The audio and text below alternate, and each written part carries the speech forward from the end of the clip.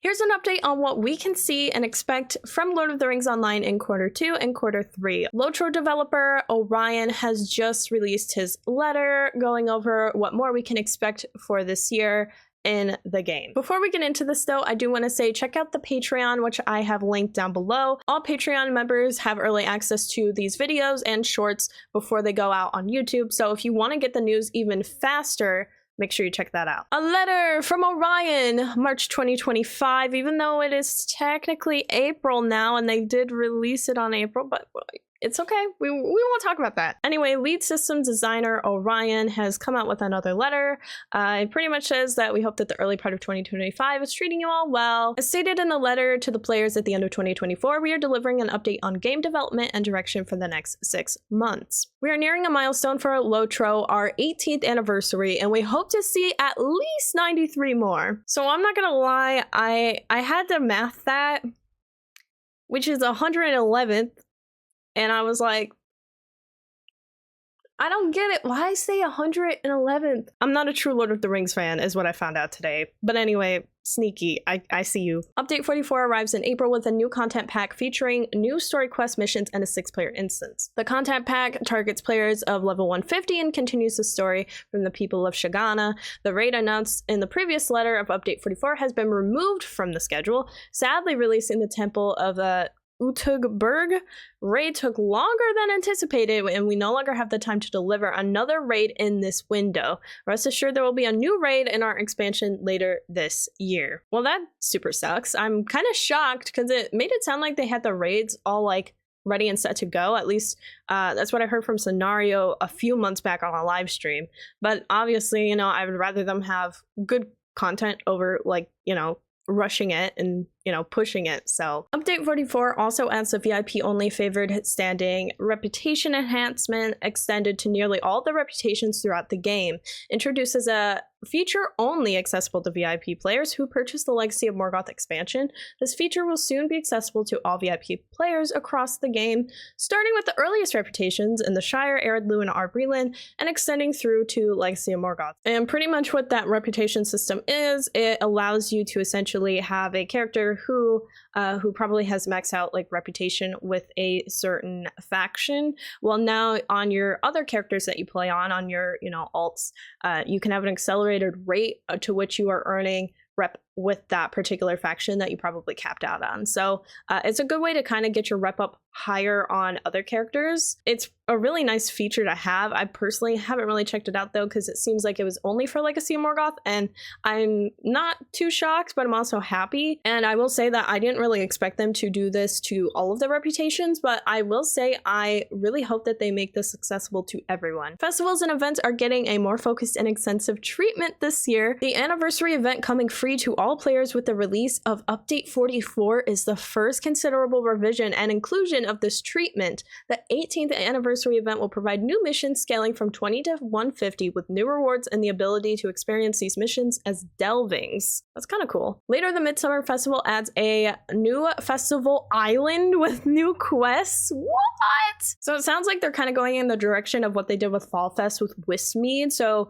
if you go to the party tree and you take this horse over to Westmead, it's like a almost like a new area that they added a little story into, and they added like new quests and things that you can do. So it sounds like they're going to do that for Midsummer. I'm not too sure what they're implying with the 18th anniversary. It sounds like they're just going to update a few more things, or I guess add a few more things to it, which I'm not gonna lie, the anniversary event is so packed as it is. Like, I want them to make this event like a month or two, because I can never get through just the scavenger hunt cards alone, and that's just one part of the event. Like, I've already talked about like some of the new things that they're doing with Lalia's market and all of that in another video, I'm pretty sure.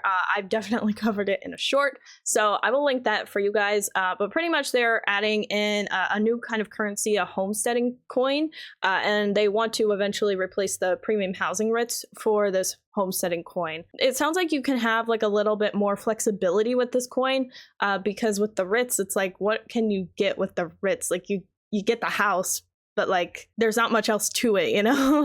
like if you have some writs, what are you gonna do with them? Like, buy a house, I guess, or if you have leftovers, you buy another house. Like, it's pretty limiting. So with these coins, it seems like they want to replace the writs with these homesteading coins. Now, instead of not knowing what to do with a pile of writs, you can convert those writs into homesteading coins used to purchase housing decorations, music walls, and more. So it definitely gives you like more of an ability to purchase more with that kind of currency, which I am so for. As a part of the reorganizing effort underway in Lalia's market, you will find convenient repair and consumable vendors in the future. Traveling limited time vendors, Vilbert Fig, Rowan Raspberry, and Myrtle Mint will also set up shop in the market in additional to the usual haunts. That's cool. So I didn't really address this, but real quickly, they are going to add changes to Lalia's market. I think they're going to make it a little bit bigger.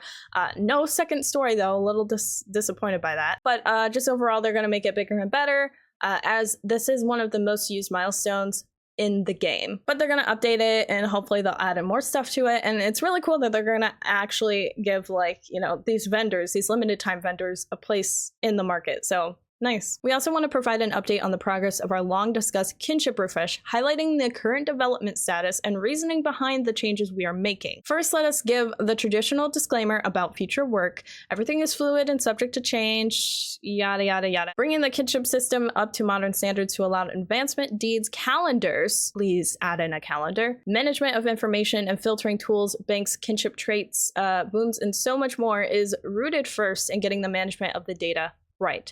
Our kinship management is older than the game and has seen few updates over the decades. As a result, our first order of business is to modernize the storage and management of the data. So it sounds like they can't do the kinship update until they fix up the storage, or at least make the things more filtered, or I guess organized, even with managing their data. So we probably won't even get the Kinship Revamp for another like 2 years, if we're being honest. Changes outlined above increase the amount of work we need to store, and without refinement, kinship updates will degrade performance and be detrimental to the game. Our engineering team is hard at work on solving this problem, taking special care to ensure the transition of the new storage model is seamless and uneventful. The social bonds we construct in kinship are incredibly important, and we want to ensure nothing impedes or threatens a kinship when these updates go live. This first step, while not something you will see directly, unlocks the future and allows us to start working through the list of potential enhancements outlined above. We would be remiss if we did not mention that we are working on a player-facing aspect to validate, test, and then refine kinship data storage. We're hoping to start teasing this feature shortly after the launch of Update 44. If all goes well, we want to provide the feature to all kinships before the release of Update 45. So pretty much just to sum it up with this paragraph, it just sounds like they want to do some back-end stuff with the kinship things, and we shouldn't really notice it, but there are a few things that it sounds like they want to give players the option to at least give feedback, or, you know, kind of figure out and utilize. And it sounds like that they will open up something, maybe like a Bullroarer server, where they go over that after Update 44. Speaking of Update 45, our third update of the year in the summer is starting to take shape. While the details will need to wait until our June update, we want to provide a sneak peek of some relevant updates we are planning for this. We are including a snapshot of our updated roadmap. Now, before I show you guys a snapshot of what's to come in LOTRO, I do want to just say and clarify something that's back on the previous one, on Q1's letter from Orion. Something I found out and was super interesting is that Q1 was supposed to be about kind of doing a quality of life update, is what they specified it as. So there were things that obviously they updated, they fixed a lot of things for Legacy of Morgoth's expansion that maybe just got a little fluked up. But they did actually make some changes to certain things, like I just replayed the Arid Lewin tutorial. I went into Skorgrim's tomb, like, you know, the instance you do when you're getting out of the tutorial phase and going into Middle Earth, but you have to do this instance first. They updated that and it looks way better. So like they graphically updated a lot of things, and there are even more things I'm realizing that they did actually improve some sort of things too. But overall, they said they're pretty much done with the quality of life update. I am a little disappointed by this personally, because there were a lot of things that they were throwing out there that they would kind of, you know, revitalize and I guess freshen up. But really, to me, the only things I noticed were some things on the forums that they made polls for. You know, they were asking about which dungeons should be updated, and I do know that Skorgrim's Tomb was one of them that everyone voted for. And then, of course, there was the High Elf update, which, you know, freshened up the avatars for the elves and High Elves just genuinely. And there were a few more things done, but it really doesn't seem to be much, and I'm a little disappointed by it. But Orion did say that, you know, things happen. They wanted to do more, they couldn't, but pretty much it is kind of done. And of course we did get a deed log, but that's kind of not working right now, so we're back on the old one anyway, which I'm okay with because I think I prefer the old one over the new one anyway, but that's a whole other subject. Just overall, I want to say the quality of life update is pretty much done, even though I don't feel like there was much done, but let me know in the comments if you feel like there was a generous amount done, because I could be wrong. Maybe they did a lot more than what I realized, and I would like to be proven wrong in this instance, please. But I just want to make that clear because I feel like that's going to be a #1 comment. Like, when is the quality of life update? Well, it's already happened. And I didn't even realize it was done until they went on a live stream and said it, or they announced like all the market updates and stuff like that and the homesteading coins. So that was an interesting twist. So this is pretty much the 2025 development update. We have the content pack being released, the Crown of Hamat, 18th anniversary with the new missions, quests, rewards. The market is being refreshed and expanded, and they're going to introduce housing decorations, which is really exciting. And then the Favored Standing update, which will happen, which I am really excited for. And then the Midsummer Fest update, which will have a new area and quests and rewards. Honestly, with Q2, it just sounds like they're adding in a little bit more content to things, refreshing a few things, which I do feel like, you know, the festivals could use a refresh. I'm happy with that. I do feel like there are a lot of people that focus on the festivals more than I think others realize, but I'm glad that they're implementing that. Q3, now let's talk about this. They're gonna do the class updates on Q3 for Hunter and Burglar. I'm so glad. I've been waiting for this. Hunters really need it, and I really hope that they can do both of them in Q3. I have a feeling maybe Hunter will be the only one done in Q3 because I feel like 2 is gonna be a little much, but cross fingers, we're gonna get those class reworks because my golly, they need them. Hobby updates, birding extended, reward update, fishing extended, new way to fish. I didn't expect this, and I'm not totally opposed to it, but I'm just confused who asked for it. I'm sorry, I have gone through so much birding in my whole gameplay. I'm so over the hobby. It's a very casual thing. I'm glad that they're gonna add more rewards, it sounds like, and I do hope they kind of are able to refresh the animations, but like I don't really know if that's super necessary. I am really stoked for what they're going to do for fishing because I feel like a lot of people would kind of hop on that. I don't know what the new way to fish would be, but I'll take it. Farmers Fair is also going to get an update, which is one of like the oldest like fall/summer now festivals that there is. It really needs an update. I think it needs the hardest, most impressive update compared to any of the other festivals, but that's just me. Monster Play, Reward Track, and Siege integration. Now, if they can update Monster Play, I feel like that'll get a lot of people hooked back onto Monster Play. I hope like that can at least make it a little bit more intriguing. I do hear that they mentioned something about adding in new areas for monsters, and I do hope that works out for everybody who's a monster player.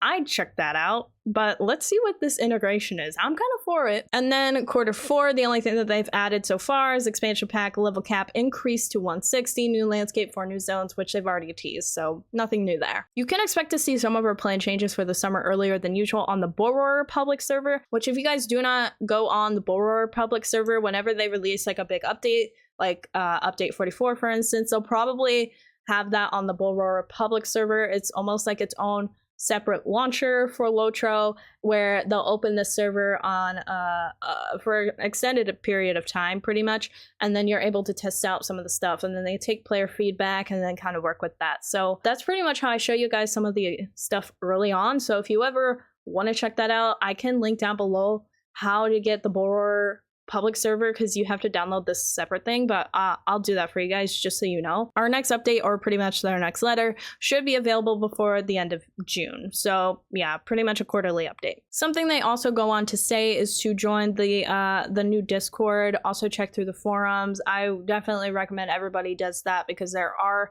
a lot of things that they talk about on the forums or even on the Discord that you know, are addressing some of this stuff even earlier on. So I go through the Discord and I at least try to go through and just check up on some updates, because sometimes, you know, Cordova may say something in the Discord that is like, oh my gosh, I didn't know this, you know, like, oh my gosh, you know.